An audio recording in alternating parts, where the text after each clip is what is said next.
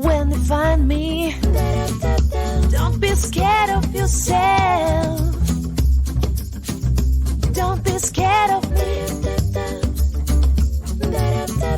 Don't be scared of yourself. Hi, I'm Dawn. And I'm Ashley. We would like to welcome you to the Work It, You Are Worth It podcast. Where two friends sit around and talk about healing, growth, and healthy relationships. I will find you. You will ask, what will you do when they find me? Hey, Ashley. Hey, Dawn. How are you? I'm good. How are you?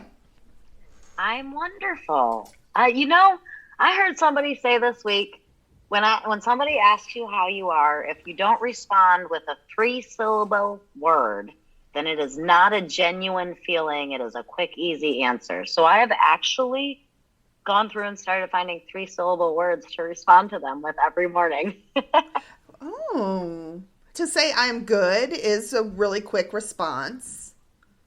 Right? Good, great, fine, okay, all right. All of that. If you think about it, 1- and 2-syllable words are just these things that we throw out in passing without even thinking. But if you give somebody a 3-syllable word, they're like, whoa, wait, what? Now you know I'm going to be searching for 3-syllable words. He challenged me also. That was interesting. That one's interesting. So how are you this week? I am actually spectacular. I can't remember who I was talking to. I'm sure it was one of my sponsees. And it might have been you. But I used to be able to come up with a million things in my life that were to contradict my I am good if somebody asked me how I was. I could come up with so many things. Well, this happened and my ex did this and my kids did this and that, right? Yep. I actually have to think nowadays about things not being good. Like, right? I can't just be like, oh, this happened, this. Like, bad things just don't happen anymore. And it's not that they don't, I guess it's not that they don't happen. It's just they don't have the weight. So, like, I'm like, that's no big deal. Keep it moving. That's no big deal. And so Wait, you mean life hasn't all of a sudden changed and stopped throwing bad things at you? Oh, no, that shit happens all the time. It's just it's how I deal with it. I mean, what do I want to do with it? And so just your perception has changed? Yeah, that's exactly what it is. Because work's work, right? We both have full-time jobs that are demanding, and we know shit goes down at them, and it's like things might be frustrated, but like, okay, it happened. I'm going to keep it moving. I don't know. It's such an interesting thought. I used to have to look for the good. I'd have to hunt for the good. And there was so little of it. That's what I thought. But now I have to hunt for something to be able to be bad. Yeah. Right? You got to search for the negative. So I can do this 2 analogies. I love these analogies. I don't know. I'm all of a sudden finding I'm an analogy person, right? So starting to finding the good, when you first started doing it, it was like literally you're creating a new path in your brain, neural pathways. We've talked about this. Yep. But so imagine that as if you're going to a forest and you're chopping down a new path, going through the jungle and you're making a new path, right? When you first do it, there's roots and there's twigs and you got to saw stuff. And then maybe the second time there's still stuff that's popping back up. And maybe you got some trees you got to cut down. And then maybe you got to build a bridge. And it takes several passes through that brand new path that you've just created before it's an easy trip through it. Yeah. And then it takes several more before you can go through it without ever thinking. It doesn't happen overnight. Not at all. That's what we're doing. We're building new paths, dang it. And it is not freaking easy. Oh, right? So hard. But, it took a lot of work. It took a lot of Self-awareness. Just, it took a lot of self-awareness and being able to read myself and know myself intimately, connect my who I am today and my inner child. I was just getting ready to ask how you got to know yourself. I'm so glad you said that. I have to tell you this crazy story. So, before I tell my story, self-awareness and getting to know myself, these are two of the most important things for me in my healing process. Would you agree with that? Yes. For you as well, right? Oh, 100%. Yes, completely. In getting to know myself, so as a child, I had a pretty rough childhood, in my opinion, in my perception. In becoming an adult, I really distanced myself from my childhood. In trying to deal with those traumas, I did the best I could to push that childhood away, right? Put it as far behind me as I possibly could and move on. Never mind the fact that I didn't deal with any of it. Therefore, in pushing those things away, I also pushed away that inner child, right? That inner part of me that needed to be heard and understood and loved. One of the ways that I was able to get to know that inner part of me was to just start randomly writing letters to my inner child, right? So at one meeting, I heard someone say, anytime I am disturbed, there is a problem within me. So if I'm angry, nobody made me angry. I am angry. The problem is in me. I need to figure out why I am angry, not what they did that made me angry. Why am I angry? And I couldn't, for a long time, I just couldn't figure that out. So anytime I felt any negative emotion that I thought someone else caused, I would sit down and just start writing to this inner part of me that felt these feelings that I didn't know why it felt. For me, that was my inner child. I had pushed it away because of the traumas. I had to write to my inner child. So, in my work with CODA, I have become what's called a sponsor. As a sponsor, and I know we've mentioned this before, but for anyone new listening, as a sponsor, my job, my goal, and it's not a job because I don't have to do this. I'm not paid to do this, right? We sponsor because we want to share our experience, strength, and hope. We want to help people grow. 100%. Yes. As a sponsor, my goal is to notice where people need help recognizing themselves and where they need help connecting to themselves. As a sponsor, as in CODA, as a sponsor, what I do is people who have not worked the program as long or far as I have, they don't have the experience that I have. They will come to me and say, hey, will you help me? And then I will work with them to go through the program. That is what a sponsor does. I have a person, a sponsee, who I am helping through the 12 steps. And in helping her through the Codependence Anonymous program, one of the things I have come to notice is she has lost a connection with her inner child. I say inner child, but it's not necessarily an inner child. It's that inner self. It is that inner voice. It is that, it's me. It's me. It's my gut. It's my instinct. It's my higher power. It is my connection to myself. Anyway, she's lost that connection to that inner self.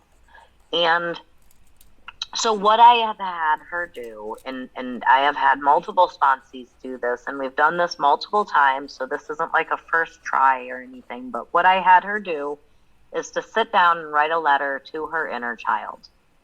And there was no real topic, but because this wasn't a first go, this was, I think, maybe our third or fourth time writing, I said I want it to be about some sort of negative emotion.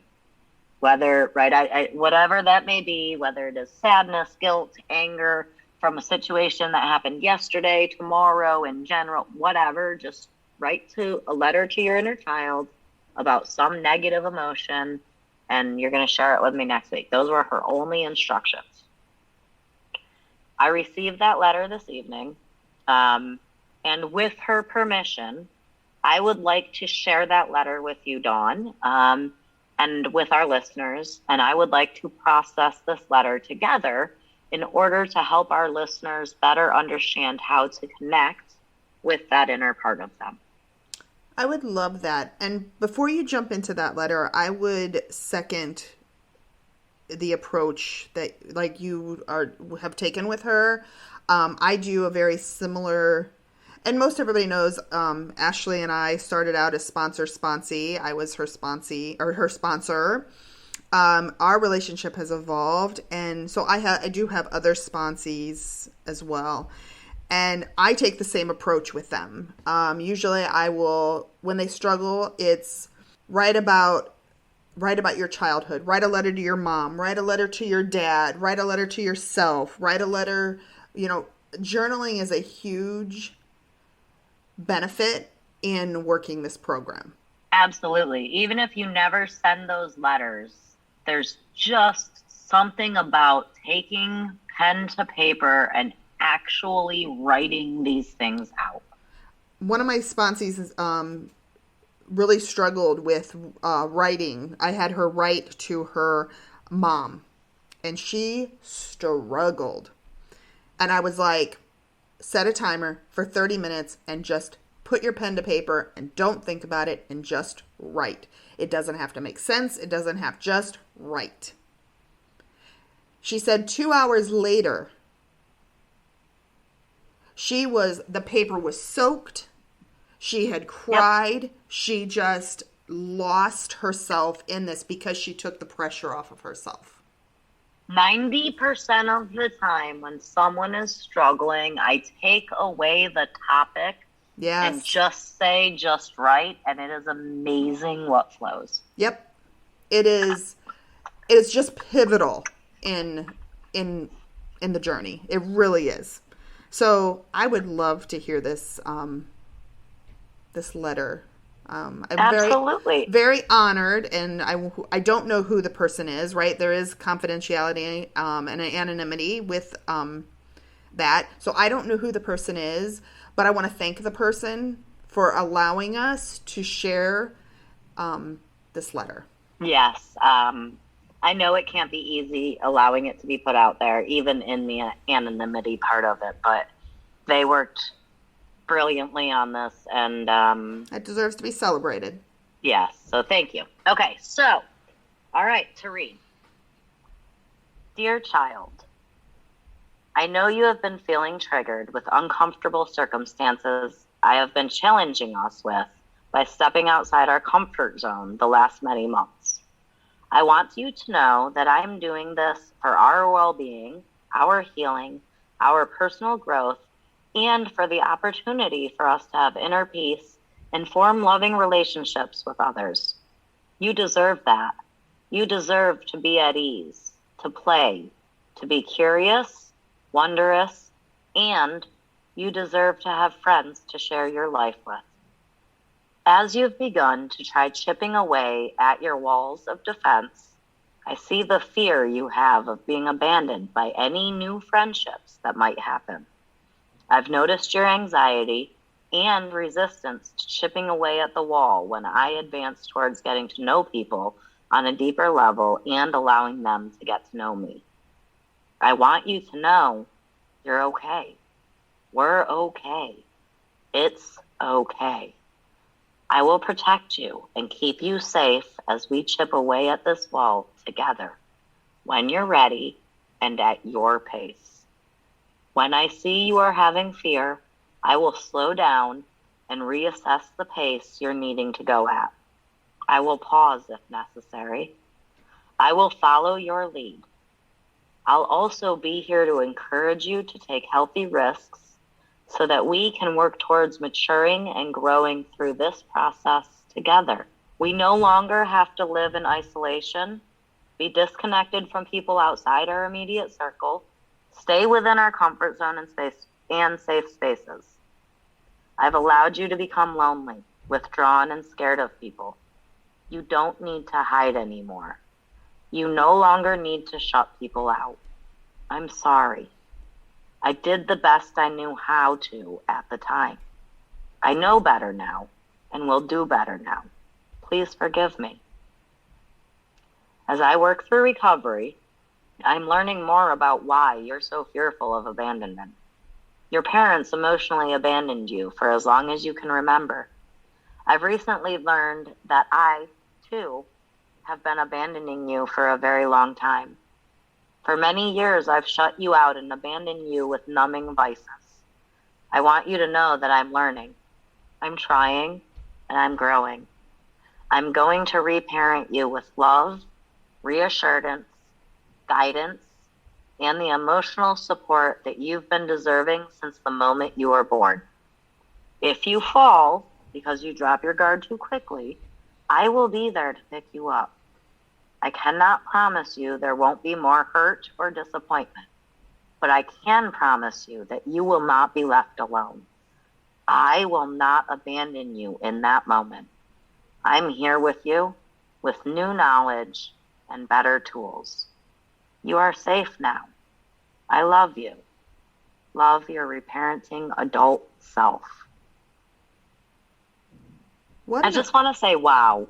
Right? That's the only word that came to mind is wow. And I feel like it doesn't do it justice. What a great, wow. So the first thing that I noticed, right, and I don't know how you want to go through this. We could go through that paragraph by paragraph if you wanted to. Well, I think this is your sponsee. You are the sponsor, and you get to decide that. I just want to say, before I do any critique on that at all, I want to first say that the amount of awareness that I hear from this person to their inner self,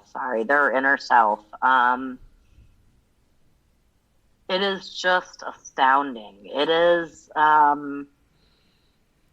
comforting to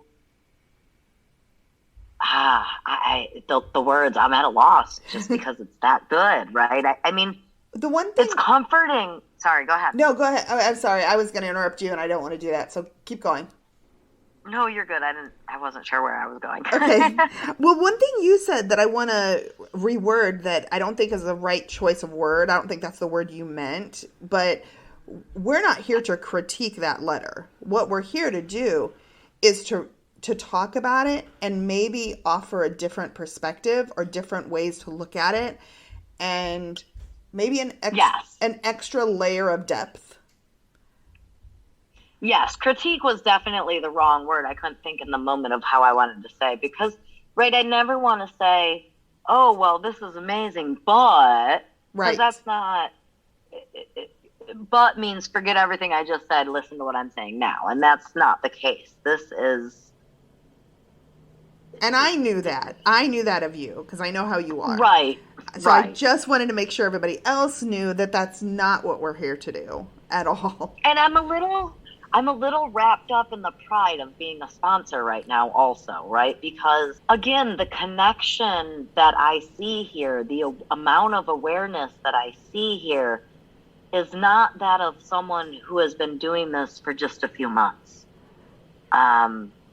It is that of someone who is willing to put their all into something to change their life, even if it's hard as hell. You can't talk to me about being proud as a sponsor. Sorry. And I hear that. Because, okay. Well, so I want to start this. Okay, so let's talk about this first paragraph. Oh, well, hang on. Let me finish my thought, because you know what I'm going to say, but maybe somebody else doesn't. I do. Go ahead. Sorry. You as my sponsee, that's pride, because I'm not sitting here as your sponsor anymore. I'm sitting here as your friend. I'm sitting here with a fellow recovering codependent, doing a podcast with somebody I could never imagine doing it with anyone else. Thank you. And it makes me really emotional. Like, I'm over here struggling with the tears. Well, and I mean, I wouldn't be here if it wasn't for you, Dawn. Like, It's so hard, right? It's hard to put this into words for people who have not experienced this before. And I know you get it because literally, had I not heard your share at that very first random meeting that I attended. Mind you, which was not the Work It, You Are Worth It meeting for everyone. No, it wasn't. Had I not heard that, I would not have 2 years in recovery, in Codependence Anonymous. I feel like I need to make a distinction because of the life that I have. I am not an addict unless you call emotional addiction, which I do. I am in emotional sobriety for 2 years. Yeah. That doesn't mean I don't slip every now and then and forget and still want to try to control and manipulate and fix people. But 2 years ago, this past week, actually, I heard you speak in a meeting. You probably didn't even know I was there, realistically, right? Like, no. You were sharing at your meeting, just talking, and I was just this random newbie who just popped into the meeting. My name probably wasn't even on the video. I don't think I shared. I don't think I turned my video on. But I heard your share. And I related. And then, after I heard the pain and the hurt, I heard the experience. And then I heard the strength. And then I heard the hope. And when I heard those three things put together, when you were talking about yourself and I related, it gave me a reason to come back. And that reason to come back gave me another and another. And then very quickly, within a couple of months, you became my sponsor. And here we sit 2 years later, and as a sponsor, I can understand that pride. Yeah. When I say thank you, that is not because it used to be when I said thank you to people. Now when I say thank you to people, this is not an offhanded, it's rolling down my back, whatever. Oh, thanks. You're welcome. Cool. Okay, thanks. Yeah, whatever. That's a compliment. Throw it away. I don't need it. You know what I mean? Like, this is a genuine take that in, because I feel that pride as a sponsor, and to know that someone feels that pride about something that I've done, I appreciate that. Thank you. Let's get into this letter. Okay. Because I need a minute, so. Okay, so to talk about this first paragraph here, and I'll just go over the first paragraph again. She talks about feeling triggered by the uncomfortable circumstances in stepping outside their comfort zone for the last few months, and that she's doing this for their well-being. It is intentional. It is going to create growth, and it is an opportunity for peace. And then reminding herself that she deserves that, deserves to be at ease, to play, to be curious. I absolutely love this paragraph. That was a very powerful paragraph. Yes, I believe it touches on all of the issues that come along with growth, with healing, with recovery. You know, one thing I got out of it, and a lot of people will do this, they'll throw words out. They'll throw these words out. We're learning in recovery without that meaning and that deeper seated meaning behind them. What she did was she took all these words and made them into a beautiful picture that you could feel and see at the same time. And it was so deep. Yeah. I mean, it really describes what it takes to grow and why I would want to grow. Yeah. Right? Growth requires going outside of that comfort zone. That comfort zone is what I've always known. And even if it's not comfortable, it's still comfortable. Believe it or not, and you'll believe it when you start trying to step out of it. Yeah. And then also, right, reminding that inner child of why this adult, right, in a way that I can communicate with you why I need to remind you of why I'm doing this. I'm being authentic with myself. I know this is scary, and I am doing this because you deserve it. We deserve it. I deserve it. Anything else you want to say about that first paragraph there, Dawn? I wish I could read it. Like, right, I am very much of a hands-on person. I just really enjoy how they, you said she, that's the only reason I know it's a she. Yeah, you're good. It was like she was telling this child a story, but not in a story fake way. But she did it from the choice of words were so loving, but so clear and intentional, which she used that word in there. There was no room for self-doubt. There was hope in it. It was intentional with the reason why we're doing this, because we are at a point where we don't have a choice anymore. And I felt like it was because the whole point of this is bringing these disconnected pieces of you back into yourself. And that was such a great paragraph. I agree. I don't know what we could say to make it, it's kind of, right? It's like, I'm kind of speechless with it because it was just, it was so good. It was very self-aware. It is. Very good. Absolutely. Okay, so the second paragraph, the middle paragraph here is, and I stuck it in the chat for you, Dawn, if you want it. Thank you. As you've begun to try chipping away at your wall of defense, I see the fear you have of being abandoned by any new friendships that might happen. I've noticed your anxiety and resistance to chipping away at the wall when I advance towards getting to know people on a deeper level and allowing them to get to know me. I want you to know you're okay. We're okay. It's okay. I will protect you and keep you safe as we chip this wall away together. When you're ready and at your pace. When I see you are having fear, I will slow down and reassess the pace you're needing to go at. I will pause if necessary. I will follow your lead. I'll also be here to encourage you to take healthy risks so that we can work towards maturing and growing through this process together. We no longer have to live in isolation. Be disconnected from people outside our immediate circle, or stay within our comfort zone and safe spaces. I've allowed you to become lonely, withdrawn, and scared of people. You don't need to hide anymore. You no longer need to shut people out. I'm sorry. I did the best I knew how to do at the time. I know better now and will do better now. Please forgive me. So,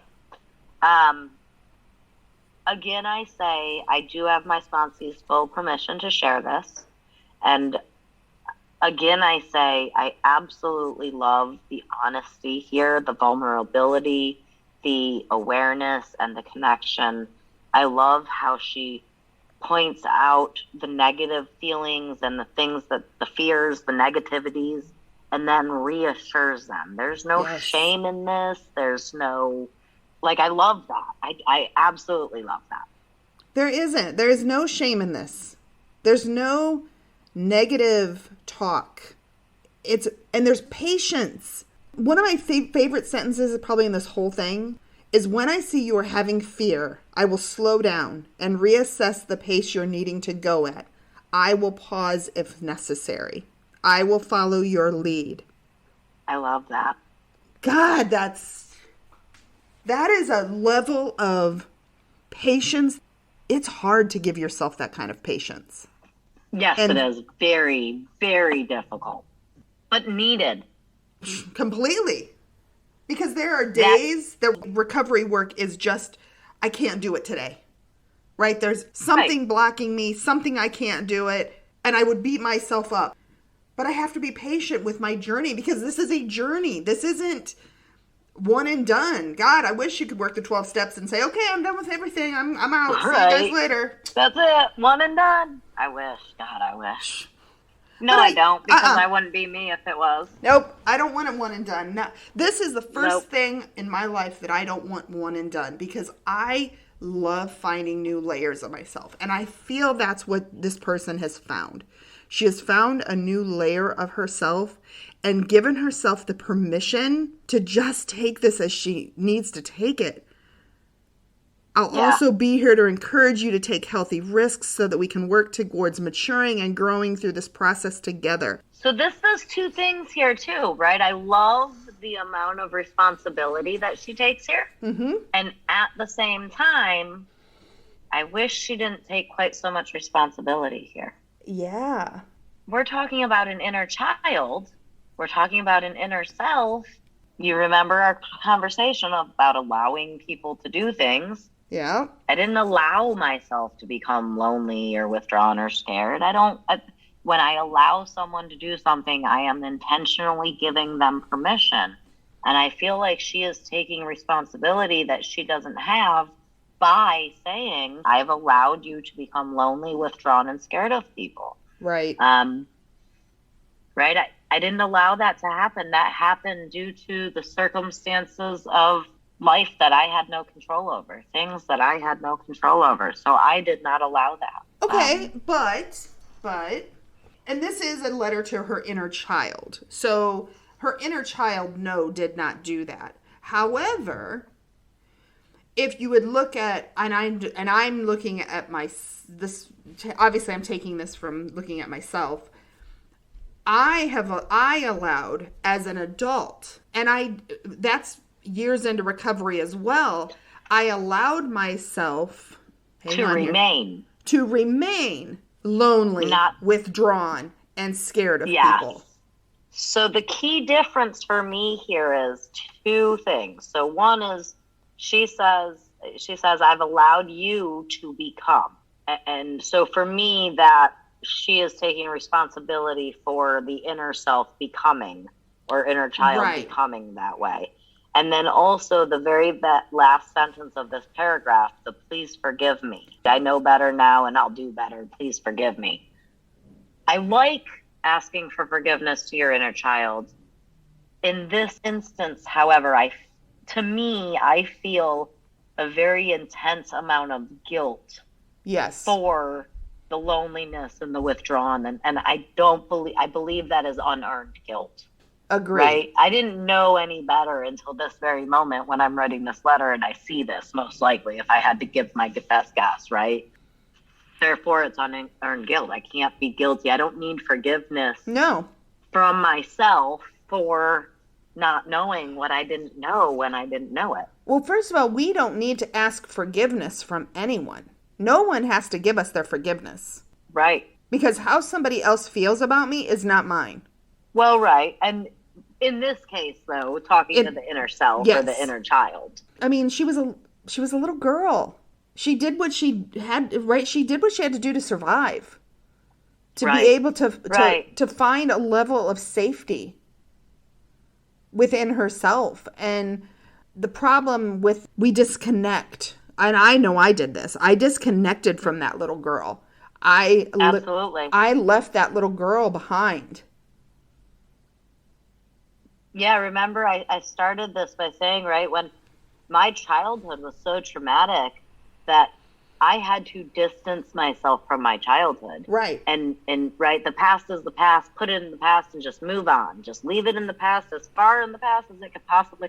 And that's what I did. I just gave myself as much distance from my past as I could. And in doing that, I also distanced myself from myself. Uh-huh. Because a part of me is in that past, right? I can't just create distance from it. I have to accept it. I have to acknowledge it. I have to take it in, heal from it, learn what I need to learn from it, and grow. Otherwise, I'm just shoving it down the side. Exactly. And really, there's no side to shove it in. It's just shoving it inside is all it is. And we have to visit the past. No matter how ugly, how rough, how whatever. Right? That is, if you don't, it's denial and avoidance, which was last week's podcast. And if you don't visit the past, you're also going to lose touch with like that inner child. Right. Which is, I think, I'm thinking, again, I'm connecting dots as we talk here also, right? I'm thinking losing touch with that inner child is what makes us lose awareness. Yeah. So again, what I love about this is the same as the first paragraph, the vulnerability and the awareness and just the acceptance. Just like when I read this, I just feel this, it's okay. Yep. I understand and I love you anyways. And yes, I screwed up, but I'm not going to screw up again. And I'm here. And if I do screw up again, it's okay. I'll be here after that. Exactly. Because now the acceptance of what was, what is, and what's going to be. Yes. Anything else you want to say about that paragraph? No, I think that's... All right. The last paragraph we've got here. Interested in this last paragraph because I picked up on something, and so I don't know if you did or not. So let's go for it. All right. As I work through recovery, I'm learning more about why you're so fearful of abandonment. Your parents emotionally abandoned you for as long as you can remember. I've recently learned that I, too, have been abandoning you for a very long time. For many years, I've shut you out and abandoned you with numbing vices. I want you to know that I am learning, I'm trying, and I'm growing. I'm going to reparent you with love, reassurance, guidance, and the emotional support you have been deserving since the moment you were born. If you fall because you drop your guard too quickly, I will be there to pick you up. I cannot promise you there won't be more hurt or disappointment, but I can promise you that you will not be left alone. I will not abandon you in that moment. I am here with you. With new knowledge and better tools, you are safe. Okay, so I love the end of this paragraph. Yeah. I love that she is reassuring herself that she is not going to abandon her again. I love that she accepts the responsibility of numbing her, right? Abandoning herself with the numbing vices, right, and shutting herself out. However, and I feel a very large disconnect in this paragraph. Yes. It is like as soon as she talks about the pain of the abandonment, they're different people again. There was, as I work through recovery, I'm learning more about why you are so fearful of abandonment. And that right there, the disconnect happened. Yes. Right, and then goes on to say your parents, not our parents. Right. Your parents. Right. And abandoned you, not us. Not us. Right. I've recently learned that I, too, have been abandoning you for a long time. She didn't abandon herself. No, she's still there. She can't. It's not physically possible for her to abandon herself. Right. What she did was left that crap, that one sentence, your parents emotionally abandoned you for as long as you can remember. That one sentence, that's what she's running from. And you can feel it in the entire paragraph. Yes. I can feel it in the entire, and I get it, right? It is really, really difficult to become vulnerable with the fact that I was abandoned by the people who were supposed to love me.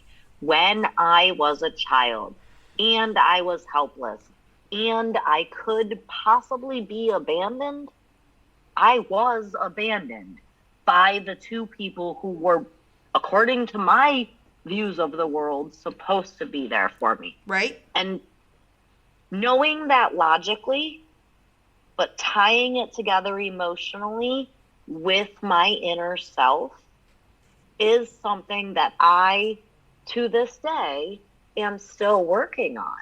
Like, I still write letters to my inner child about watching my dad sign his parental rights away.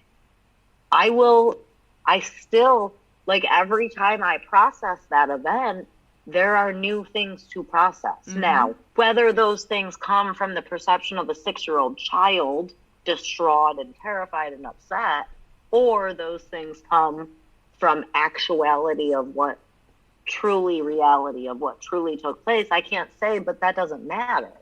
It feels real to me, so that is what I'm processing. Right.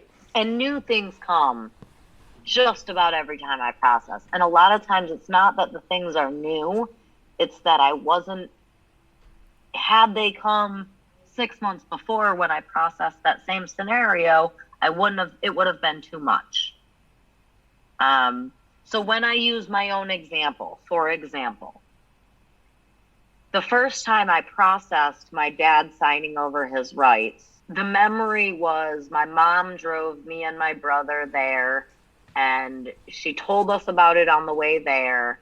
And then we got there, and she locked us in the car, and I was banging on windows and yelling, and Dad looked up and then signed the papers, and then Mom got in the car laughing and left. And the memory stopped there. The second time the memory came in, my brother, who was 8 years old at the time, in the second time I processed the memory, he looked up at me and said, "Why do you even bother? It's not going to make a difference." The third time I processed the memory, my mom got in the car, but she wasn't actually laughing. She was very upset, and I don't remember if she was crying or yelling or like an evil laugh, was it? But it wasn't like a ha, this is funny laugh, like the laugh that I remembered the first time. So as I process the same exact event from my 6-year-old brain, it changes. And the more I process, the closer and closer the distance between the logical and the emotional become. So in this first letter, I see where my sponsee has a large gap between the logical of knowing I was abandoned and the emotional of being able to say I was abandoned. Right. I mean, that one sentence, your parents emotionally abandoned you for as long as you can remember, that alone is going to be so much journaling on that one sentence. Right. The processing of that. Because, right, that's such a, and we're not criticizing this. I mean, come on, this thing was freaking amazing. We're talking about two. Oh, it is. Right, we're talking about 2 sentences. 2. And it's still, even those 2 sentences are amazing. Right. Like the awareness that it takes to be able to say this from someone who grew up with her parents in her household.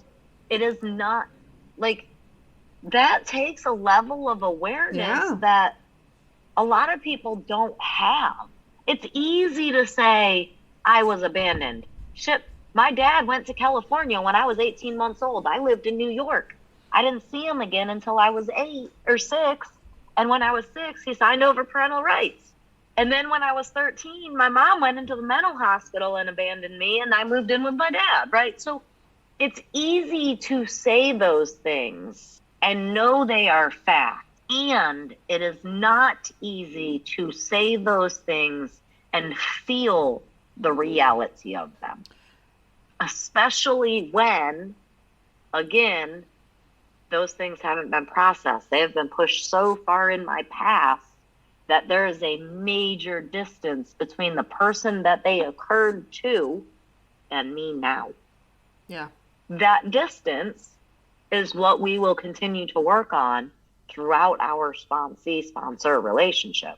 Yep. And as we write more inner child letters and as we become more aware, we close that distance until one day my letter can say, I know we were abandoned, and I know we cannot be abandoned now. That's it, right? Mm-hmm. One day, my letter will only have those 2 sentences in it when it talks about abandonment. That day is not now, but that's what we're working towards. That's our goal in our relationship, is for me to help guide her to the point where that distance is not so great. And even if that distance is only 1 centimeter shorter, that is perfect, because progress is perfection. Yep. So I did this, I do a step study on Wednesday nights with 5, I kind of am the sponsor for these 5 individuals. And I did this exercise that you and I both have done, and we both had a very similar response to it. Basically talking to your inner child, going up to your inner child, closing your eyes and picturing your inner child, very detailed, sitting down, walking up to whatever it is, and taking that child and wrapping your arms around that child and telling that child how much you love them, how much you mean to them. Talk to them as you would any other child. Right? We don't hug a child and scream at them, and right? We love them, and we're supportive, and then I had them not leave that child behind. Stop hugging them, take that child's hand and bring them along. Because it's very much of trying to connect the two. And I tell you that story because there's 2 individuals I can think of specifically that were completely different responses. And one, as sitting on the call watching as an observer, as I'm walking them through this exercise, the one just starts immediately breaking down. Like you could see when she wrapped her arms around that child. You could feel wow. It was powerful. It was so powerful to watch because I could see, like I said, you could see when she put her arms around, and it was just like she sunk, and she just tears, and I mean, she was a mess in a good way, and she loved the exercise. She still talks about that exercise. We still talk about it. That was that powerful for her.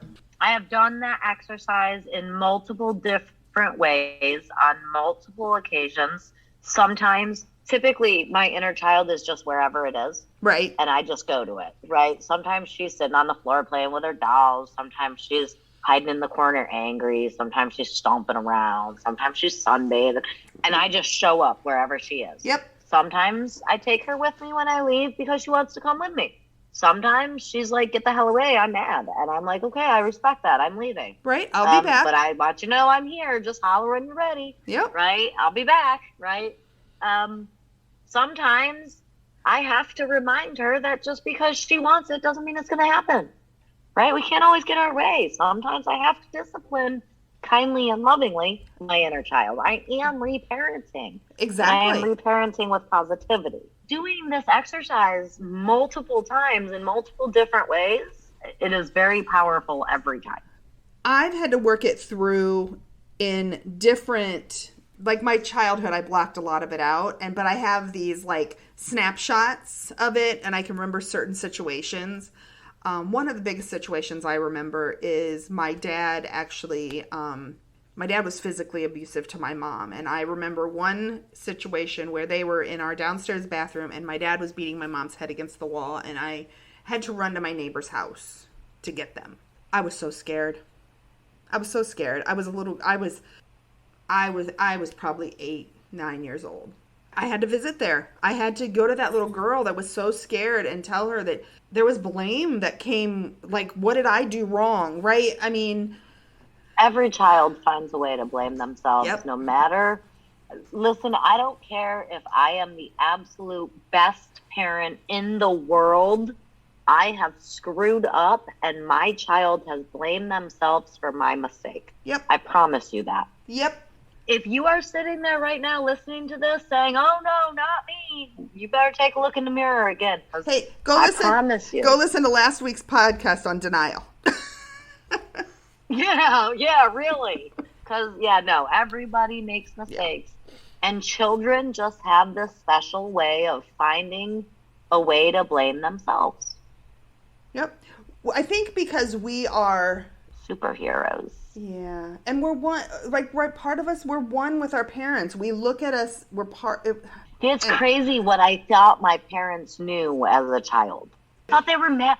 Like, I didn't worry about bills. I didn't worry about jobs. I didn't worry about money. I didn't worry about where food was coming from. I didn't worry about how I was getting to school or where my school clothes were coming. Like, I didn't know as a child, I would say it's so hard to put an age on with my life how old I was when I finally realized, even with as hard as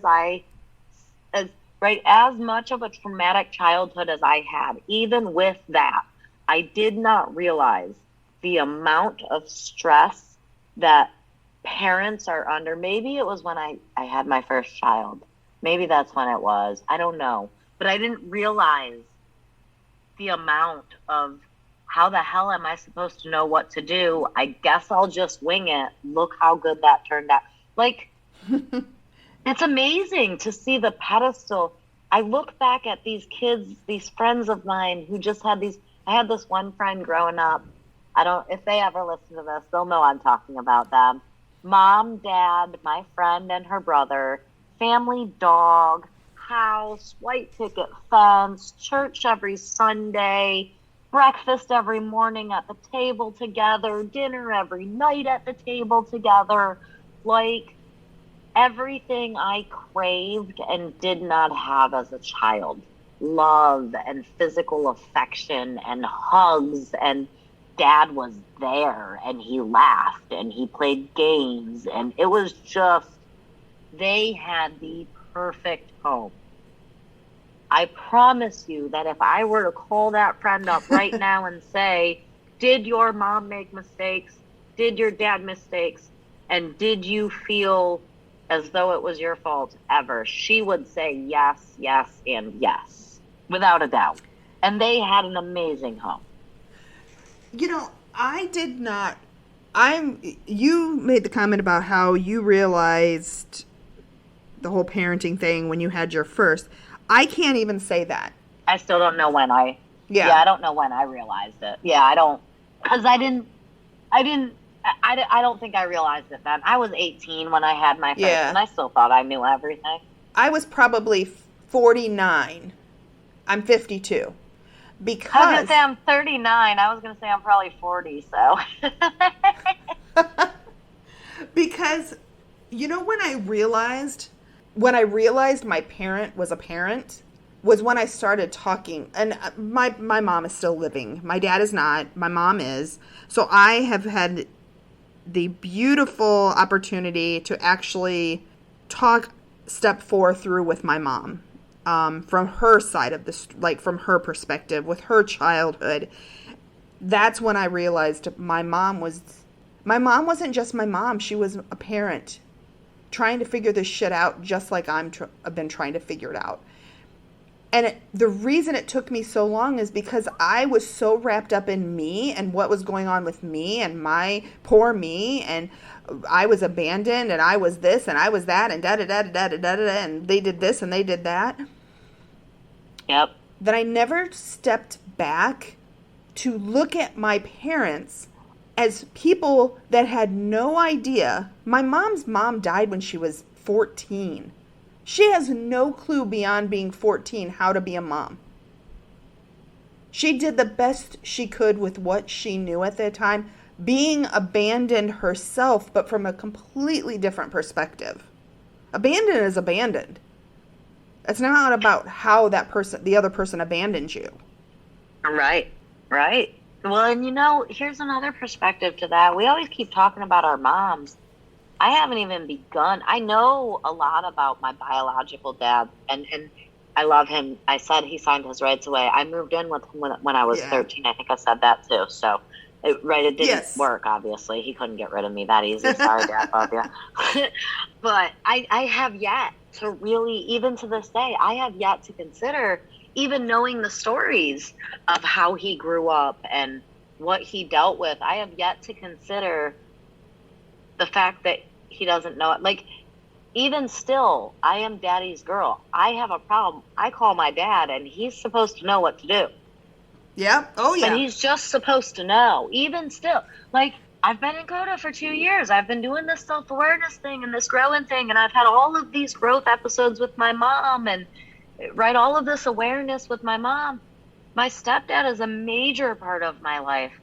And I'll tell you, I know very little of his childhood. Very, very, very little. Your recovery took a huge pivot when you talked to your mom that first time. Yes. And I think for people that are listening, if you have the opportunity, talk to your parents. Ask. Exactly. What was your childhood like? Right, not from a targeting perspective, but what was it like growing up? What was Grandpa like? What was Grandma like? What, were you guys, did you have money? Were you, right? Were you poor? What was school like for you? Were you, did people pick on you? Did you have a boyfriend? I've got one that's not easy. Okay. What's the most traumatic thing that happened to you in your childhood that you're willing to share? Like, could you imagine, like, if my kids came up to me and asked that? Now, right, Destiny is almost 21. If she came up to me and asked me that, I would have to consider. But I would absolutely be 100% honest with her. And I think it would give her a whole new perception of my life that she currently has absolutely no idea about. Yeah. And I think if I were to ask my stepdad or my dad that, I have already asked my mom, right? I know the answer to my mom. If I were to ask my dad or my stepdad that, or my brother or my sister or my significant other or anyone that I truly want to know and understand, what is the most traumatic event of your childhood that you are willing to share with me? And when they share that, hear it, take it in, and at least for me with my mother, it helped me create this understanding of where she was versus where she went versus where she is. When there's understanding, there can be compassion and forgiveness. One of the things I did not know about my mom, I mean, I knew this about my mom. She's always been afraid of storms. And I was like, so she would get very anxious and kind of, just really nervous. And she's like, oh, I hate storms. She would just say that constantly. And when I actually asked her and I talked to her about, and I've gotten numerous questions because, me, I like questions. For her, she associates storms with her mom dying because she very vividly remembers when she was young, a tornado going by her house. They stood at the window and could watch the tornado go by their house. And my grandma was really, really sick, but she got out of bed to watch it. And that's all it took for my mom to be afraid of storms. I think words are very important, though. It's not that she's afraid of the storms. It's that when the storm comes, she begins to feel the feelings of her mother's death, and she cannot handle feeling those feelings, so she panics. Yep. It's not the storm that she's afraid of. It's feeling the feelings of her mother's death that she's afraid of. Because things trigger us. It might not be rational if looking at it from the outside in, but these are things we have learned, or we have not, I don't want to say we've learned, we've just associated with certain things. And so when it happens, our body responds to it, and we reassociate it with what was going on in another time when we felt that. Right. But before you had asked her that, Dawn, for how long did you think she was absolutely silly because she was afraid of storms? Well, let's see. We did this less than a year ago, so then. Right? So for 50 years, you thought that your mom was just silly being scared of storms. And then you had a conversation with her, which allowed you to have understanding. And when a storm comes and she's like, oh, there's a storm coming, I got to get home. Are you like, oh, it'll be fine, Mom. Just wait 10 minutes. Nope. I'm like, okay. All right. Well, be careful. Right? A little understanding. Compassion. All from asking why. Asking this one question. I will tell you what the question was that brought it up. The question is, were you afraid of storms? And look at the amount of awareness and understanding I got from asking my mom 5 words. Yep. What's the most traumatic thing that's happened to you that you want to share? Right? That's like, I can imagine now, right? There's certain people that if I go to my stepdad, I love you, daddy, but if I go to him and I ask him that, I have a feeling he's going to be like, nothing.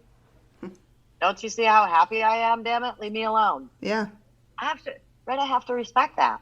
Oh, I have to have understanding for that also. Right. Because until I started recovery work, I would have said nothing. I would have come, right? It would have been, because I didn't know myself. Well, and heck, before I started recovery, I'd have probably said nothing too, but I knew damn well there were things. I just wasn't sharing it because I ain't going to be that vulnerable with nobody. Nobody. Because then I'm not safe. And unfortunately, fortunately, I've realized that I'm safe no matter what I share. Exactly. Well, that spun all over sideways, didn't it? It did, but it was, that's the way it goes. I mean, like, right, this is kind of us. Welcome to the Dawn and Ashlea show. Yeah, right? The one thing I wanted to say, I was talking about the that inner child work I did in that step study, and I used the one person who was just... Oh, yeah. There was another person that couldn't do it. She... Like, just couldn't at all. She started... And she got to that point of think of your child, of your, you know, yourself as a child, and walls went up. And she actually, afterwards, everybody went around and talked about what it brought up in them and what they felt. And she's like, I can't talk about this. I'm not ready to talk about this. I can't talk about this. And it was funny because everybody always stays on. We're on for a period of time. Getting through 5 people it takes time. She actually just dropped. Didn't say a word to anybody. Just literally dropped because it got that much for her. So she just wasn't ready. Right. And she knows now, because we've talked about it, that... That doesn't mean we stop trying. Exactly. We're going to get there. We got to get there. We're going to get there. Right? Right. So the first time I approached my inner child... That little bitch rolled her eyes at me, stomped her foot, and walked away. I am not even joking. I did not trust adults. Adults were not safe. Right. I was an adult. She had my inner child, my inner self had absolutely no interest in getting to know me. And I was pretty hesitant to get to know her too, but I kept going back, thankfully. And the more I showed up, the more she showed up. And the more we showed up, the better it got. And the easier it got. And the easier it got, the better it got. And now, she will just pop out. I'll be driving down the road, and all of a sudden, I look in the rearview mirror, and I'm like, oh, crap. I guess we got to talk now, don't we? She just shows up out of nowhere some days. You know, I used to very much think of my childhood as... It was completely disconnected. It was almost like it was 2 lives.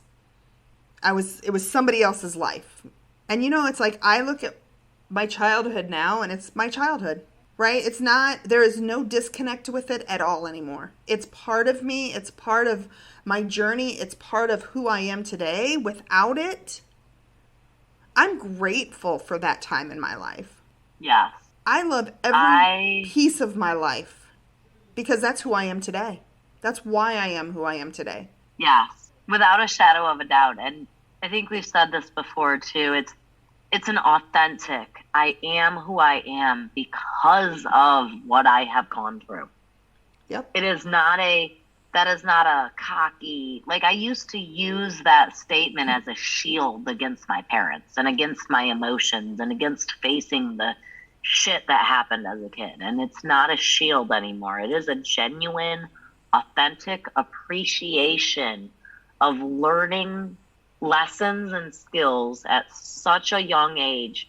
Observation is second nature.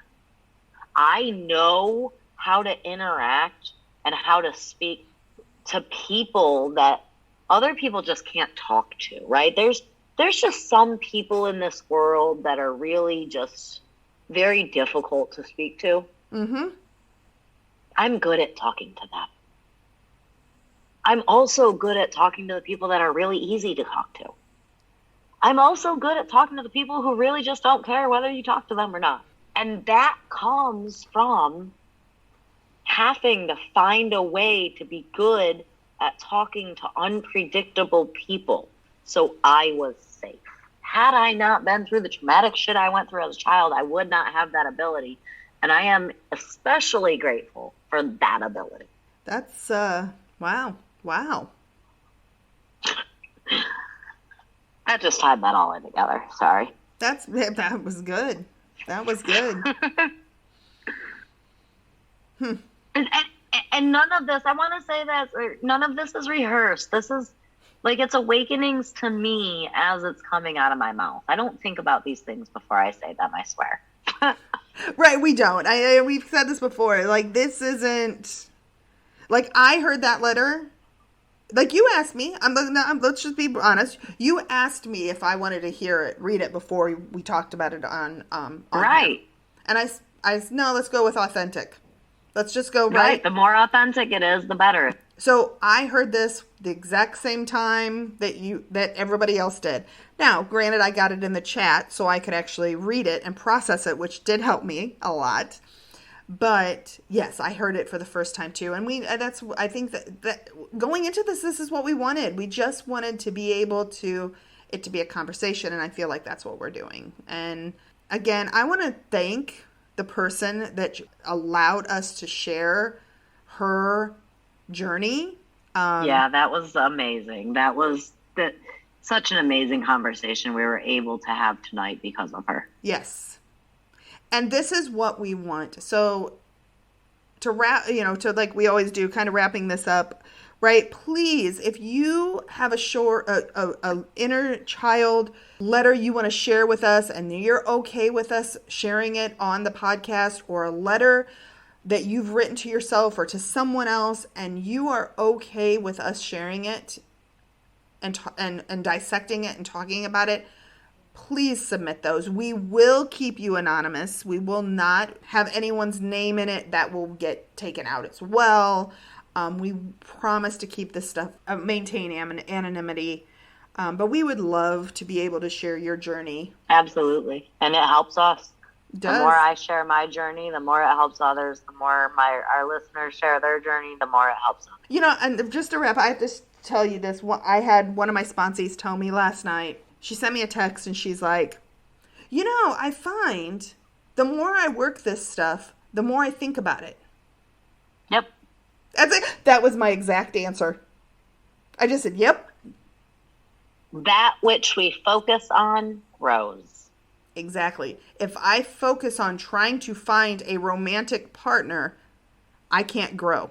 I focus on this. I have to focus on me and my recovery, and it will grow. Well, right, and if I'm out searching for love, I ain't going to find love anyways, because it never comes until we stop searching for it. Exactly.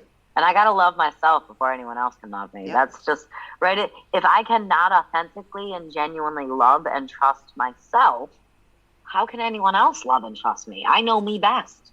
Exactly. All right. Well, with that, yep. Thank you, everyone. And yep. Dawn, I hope you have an amazing week. Yep. Everyone else, I hope you have a great week, too. Till next week. Till next week. Have a great week. Bye. Bye.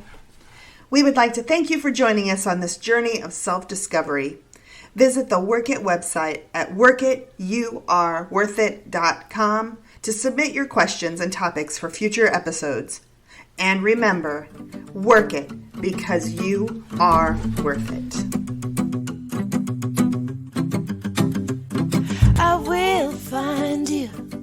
You will ask, what will you do when they find me? I will find you. Give the answer to your question. What will I do when I find you? I don't have to think, I don't have to prepare myself. When I find you, I don't have to think, I don't have to prepare myself.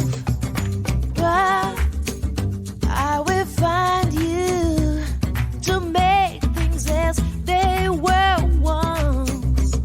But I